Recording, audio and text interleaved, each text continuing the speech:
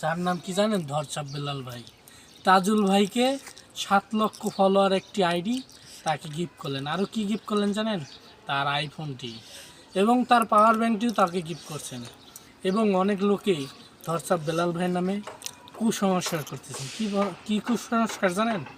আপনারা বলতেছেন ধরচাপ বেলাল ভাই তাজু ভাইয়ের বাড়ির যাওয়ার কারণে তাজু ভাইয়ের আইডিটা ধরচাপ বেলাল ভাই খেয়ে দিচ্ছে। না, এটা আপনাদের কথা একদমই সঠিক না ভাই। আপনারা যেটা বলতেছেন এটা সঠিক না। একজন হয়ে আর একজনকার ক্ষতি কখনো করবেন না।